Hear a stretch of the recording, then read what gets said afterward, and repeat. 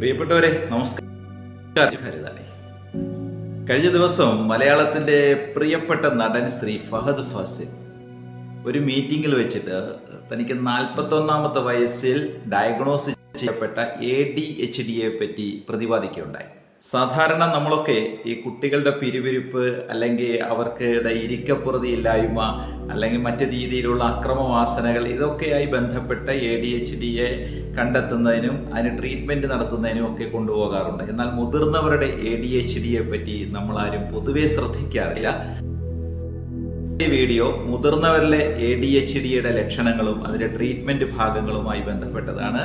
നിങ്ങൾ ഈ വീഡിയോ പൂർണ്ണമായിട്ടും കാണണം, മറ്റുള്ളവരിലേക്ക് ഈ വീഡിയോ ഷെയർ ചെയ്യണം. പ്രിയപ്പെട്ടവരെ, നമ്മുടെ ചാനൽ സബ്സ്ക്രൈബ് ചെയ്യാനുള്ളവർ ദയവായി സബ്സ്ക്രൈബ് ചെയ്യുക കൂടി വേണം.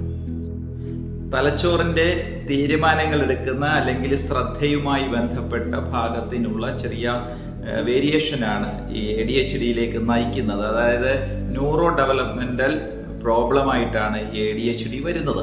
അപ്പോൾ ഈ മുതിർന്നവരിൽ ഇതെങ്ങനെ കാണുന്നു എന്നുള്ളതാണ്. എന്തായാലും 3 ടൈപ്പിലായിട്ടാണ് ഈ ADHD മുതിർന്നവരിൽ. അതിലെ ഏറ്റവും ആദ്യത്തേതാണ് ഇനറ്റൻറ്റീവ് ADHD എന്ന് പറയുന്ന വിഭാഗമാണുള്ളത്.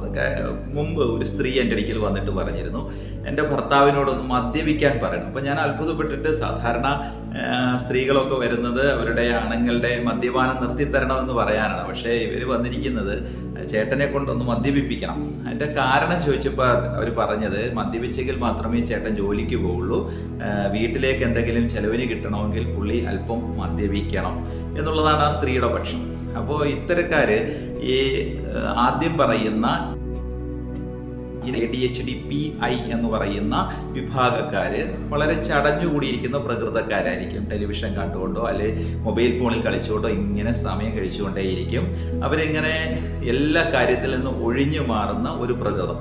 അഥവാ ഇനി എന്തെങ്കിലും ചെയ്താൽ തന്നെ അത് അശ്രദ്ധമാകുക, ഇപ്പോൾ മനഃപൂർവ്വം ആയിട്ട് നമുക്കതിങ്ങനെ തോന്നും. ഇവരെന്താ ഇങ്ങനെ സ്ഥിരം ഇങ്ങനെ ചെയ്യുന്നത്, കുട കൊണ്ട് കളയുക, അല്ലെ പൈസ കൊണ്ട് കളഞ്ഞിട്ട് വരിക, അല്ലെ വാഹനങ്ങൾ കൊണ്ട് തട്ടിക്കുക, ഇങ്ങനെ സ്ഥിരം ഇവർ ായിട്ട് പെരുമാറും. എന്ന് വെച്ചാൽ ജീവിതത്തോട് ഒരു കൃത്യനിഷ്ഠത പാലിക്കാതെ എല്ലാത്തിൽ നിന്നും ഒന്നെങ്കിൽ ഒഴിഞ്ഞു മാറും, അഥവാ ചെയ്യുകയാണെങ്കിൽ എന്തെങ്കിലുമൊക്കെ പ്രയാസകരമായ രീതിയിലായിരിക്കും അതിൻ്റെ ഒരു പര്യവസാനം എത്തിക്കുന്നത്. അല്ലെങ്കിൽ എല്ലാത്തിലും നേരെ വൈകി വരുന്ന ഒരു പ്രകൃതം. മീറ്റിങ്ങുകൾ അറേഞ്ച് ചെയ്താൽ അല്ലെങ്കിൽ ഒരു ഫംഗ്ഷന് പോകേണ്ടി വന്നാൽ മനഃപൂർവ്വം എങ്ങനെ വൈകിക്കുക, തിരിഞ്ഞു കളിഞ്ഞ് നിന്നിട്ട് ഇങ്ങനെ മനഃപൂർവ്വം വൈകിക്കുന്ന ഒരു പ്രകൃതം കാണിക്കും. അപ്പോൾ ഇത്തരക്കാർ ചിലപ്പോൾ ഒരു പുക വലിച്ചാലേ ഇവർ റെഡിയാവുള്ളൂ, അല്ലെങ്കിൽ നല്ല കടുപ്പത്തിലൊരു അല്ലെങ്കിൽ അല്പം വെള്ളം അടിക്കണം. ഇങ്ങനെയൊക്കെ ചെയ്തെങ്കിൽ മാത്രമേ ഇക്കൂട്ടര് ഒന്ന് ലൈവായി വരുള്ളൂ. പക്ഷെ ഒരു താൽക്കാലികമായ ഒരു സംഭവമാണ്. പെട്ടെന്ന് തന്നെ അവർ വീണ്ടും ആ പഴയപടി ആ മടിയിലേക്ക് തന്നെ പോകും. അല്ലെങ്കിൽ അലസത, എപ്പോഴും ഒരു വിശ്രാമാവസ്ഥയെ ആണ് അവർ ഇഷ്ടപ്പെടുക. എന്നിട്ട് അവിടെ ഇരുന്നുകൊണ്ട് വലിയ ദിവാസ്വപ്നങ്ങളൊക്കെ ഇങ്ങനെ കണ്ടുകൊണ്ടേ ഇരിക്കുന്ന ഒരു ടൈപ്പാണ് ആദ്യത്തത് ADHD PI. രണ്ടാമത്തെ വിഭാഗമാണ് ഹൈപ്പർ ആക്റ്റീവ് ADHD PH എന്ന് പറയുന്ന വിഭാഗമാണ് കൂട്ടർ.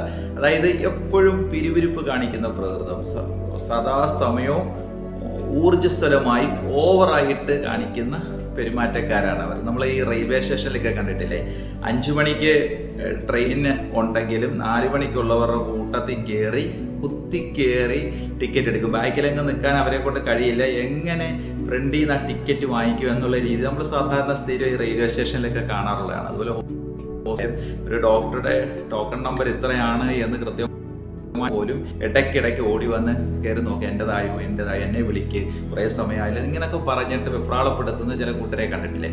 അതാണ് ADHD PH. ഹൈപ്പർ ആയിരിക്കും അവർ. അപ്പോൾ കമ്പനിയിൽ ജോലി ഏൽപ്പിച്ചു കഴിഞ്ഞാൽ നല്ല കൃത്യമായിട്ട് ഭയങ്കര ക്രിയേറ്റിവിറ്റി അവർക്ക് വർക്ക് ചെയ്യും, നന്നായിട്ട് അവർ ജോലി ചെയ്യും. പക്ഷെ പെട്ടെന്ന് ദേഷ്യപ്പെടും, മുൻകോപം കാണിക്കും, മറ്റുള്ളവരെ ചിലപ്പോൾ ആക്രമിച്ചെന്നിരിക്കും.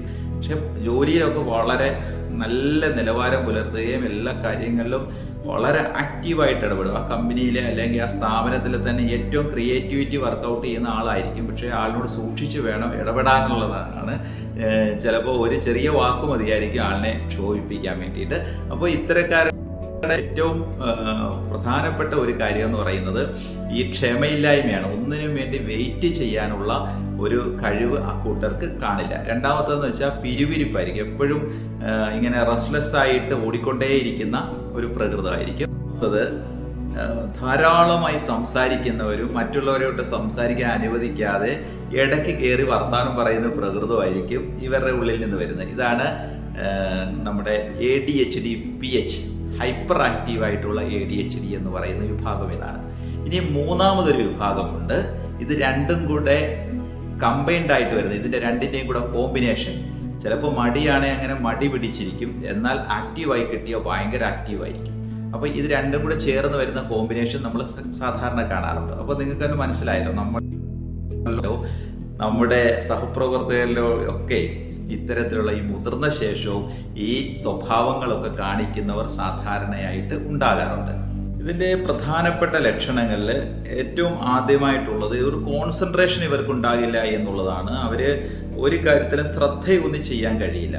പിന്നുള്ളത് ഇതിൻ്റെ വരുംവരാഴികൾ അറിയാതെ എടുത്തു ചാടിയുള്ള ഒരു പെരുമാറ്റം അവർ സാധാരണ കാണിക്കും. പിന്നീടുള്ളത് ഒന്നിലും ഒരു സ്ഥിരത കാണിക്കാതെ സ്ഥിരമായിട്ട് ഇങ്ങനെ ഓടിക്കൊണ്ടേയിരിക്കും. അതേപോലെ ഒരു പിരിപിരിപ്പിൻ്റെ സ്വഭാവം കാണിച്ചുകൊണ്ടേയിരിക്കും. എപ്പോഴും ഇങ്ങനെ മറവി കാണിച്ചുകൊണ്ടേയിരിക്കും. ഇപ്പോൾ ഒരു മീറ്റിംഗ് അറേഞ്ച് ചെയ്തിട്ടുണ്ട്, അല്ലെങ്കിൽ വീട്ടിലേക്ക് ഒരാൾ വരാമെന്ന് പറഞ്ഞു, അല്ലെങ്കിൽ ഒരാളിന് അപ്പോയിൻമെൻറ്റ് കൊടുത്തിട്ടുണ്ട്, പക്ഷേ അത് വിട്ടുപോയിട്ട് അവർ വിളിച്ച് ഓർമ്മിപ്പിക്കുമ്പോഴായിരിക്കും അയ്യോ മറന്നുപോയി എന്ന് പറഞ്ഞിട്ട് അങ്ങനെ ചെയ്യുന്ന ചിലരെ കണ്ടിട്ടില്ലേ. അപ്പോൾ അത് അത്തരത്തിലുള്ളൊരു പ്രത്യേകതയാണ്. പിന്നീടുള്ളത് ഇവർ മെൻ്റൽ എഫർട്ട് എടുക്കേണ്ട വിഷയങ്ങളിൽ നിന്നെല്ലാം ദൂരം പാലിക്കുമോ, എന്നെ കൊണ്ടൊന്നും വയ്യ, അത് ചെയ്യാൻ പറ്റില്ല എന്നുള്ള രീതിയിൽ അവർ മാക്സിമം അതിൽ നിന്ന് ഒഴിഞ്ഞു മാറുന്ന ഒരു പ്രകൃതം കാണിക്കും. പിന്നീടുള്ളത് ഈ സാധനങ്ങൾ അല്ലെങ്കിൽ ഒരു പരിപാടി അതിനെ ഒന്ന് ഓർഗനൈസ് ചെയ്യാനുള്ള ഒരു കഴിവില്ലായ്മ, ഒന്നും ഒരു അടുക്കും ചിട്ടയിലും പാകപ്പെടുത്താനുള്ള ഒരു കഴിവില്ലായ്മ, അതേപോലെ സ്ഥിരമായിട്ട് വൈകി മാത്രം വരുന്ന ഒരു പ്രകൃതം, എല്ലാ കാര്യത്തിലും വൈകുന്ന ഒരു പ്രകൃതം. പിന്നീടുള്ളത് കഴിവുകളൊക്കെ ഉണ്ടെങ്കിലും അച്ചീവ്മെൻറ്റുകൾ ഒന്നും അവരുടെ ലൈഫിൽ നേടാൻ കഴിയാതെ പോകുന്ന ഒരവസ്ഥ. അതേപോലെ മുതിർന്നവരിലെ ADHD-ക്കാർ കാണിക്കുന്നതാണ് ടൈം മാനേജ്മെൻറ്റ് ഒരു കാര്യത്തിലും ഉണ്ടാകില്ല. എല്ലാ കാര്യത്തിലും ഒരു കാര്യം ചെയ്യേണ്ട സമയത്ത് വേറൊരു കാര്യം ചെയ്യും, എന്നിട്ട് പഴയ കാര്യം വീണ്ടും എടുത്ത് റിപ്പീറ്റായിട്ട് ചെയ്യും. അങ്ങനെ ഒരു ടൈമുമായിട്ട് ഒരു അറേഞ്ച്മെൻറ്റ് വരുത്താൻ പറ്റാത്ത ഒരു കണ്ടീഷൻ ഈ കൂട്ടർ കാണിക്കാറുണ്ട്. അതേപോലെ റിലേഷൻഷിപ്പ് ചേഞ്ചസ് എപ്പോഴും ഒരാളുമായിട്ട് നല്ല ഇഷ്ടമായിരിക്കും, പക്ഷേ പെട്ടെന്ന് തന്നെ മറ്റൊരാളുമായിട്ട് ഇഷ്ടപ്പെട്ട് ഈ ആളിനെ പൊളിച്ച് കളയുന്ന ഒരവസ്ഥ. അപ്പോൾ ഇത് ഇങ്ങനെ നിരവധിയായിട്ടുള്ള കാര്യങ്ങൾ മുതിർന്നവരിലെ ആൾക്കാർ കാണിക്കാറുണ്ട്. അപ്പോൾ ഇനി ചർച്ച ചെയ്യുന്നത് എങ്ങനെയാണ് ഈ ADHD ഇനി പരിഹരിക്കാൻ കഴിയുക. അതിന് പ്രധാനമായിട്ടുള്ള 3 കാര്യങ്ങളാണുള്ളത്. ഏറ്റവും ആദ്യത്തേത് നല്ല സൈക്കാട്രിസ്റ്റിനെ കണ്ടിട്ട് ഇതിൻ്റെ കെമിക്കൽസിനെ ബാലൻസ് ചെയ്യുന്ന തരത്തിലുള്ള അല്ലെങ്കിൽ ന്യൂറോ ഡിസോർഡേഴ്സിനെ ക്രമപ്പെടുത്തുന്നതിനുള്ള എന്തെങ്കിലും തരത്തിലുള്ള മെഡിസിൻ അവർ നൽകും. അതാണ് ഏറ്റവും ആദ്യത്തെ കാര്യം. രണ്ടാമത് നല്ല ഒരു സൈക്കോ തെറാപ്പിസ്റ്റിനെ കണ്ടിട്ട് കോഗ്നിറ്റീവ് ബിഹേവിയർ തെറാപ്പി CBT അനുസരിച്ച് ആ ആളിൻ്റെ പ്രശ്നങ്ങളെ അടുത്തറിഞ്ഞിട്ട് അതിനെ ഒപ്പം ചേർന്ന് പരിഹരിക്കുന്നതിനുള്ള സംവിധാനങ്ങൾ അത്തരം സൈക്കോ തെറാപ്പിസ്റ്റുകൾ നൽകും. അത് ഫോളോ ചെയ്യുക എന്നുള്ളതാണ് രണ്ടാമത്തെ കാര്യം.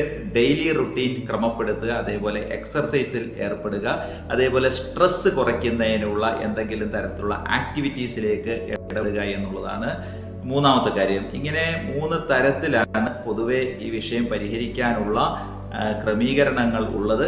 തീർച്ചയായിട്ടും മുതിർന്നവരിലും നമ്മുടെ സമൂഹത്തിൽ ADHD കാണാറുണ്ട്. അത് പരിഹരിക്കാനുള്ള സംവിധാനങ്ങളുമുണ്ട്. അതൊക്കെ പ്രയോജനപ്പെടുത്താം.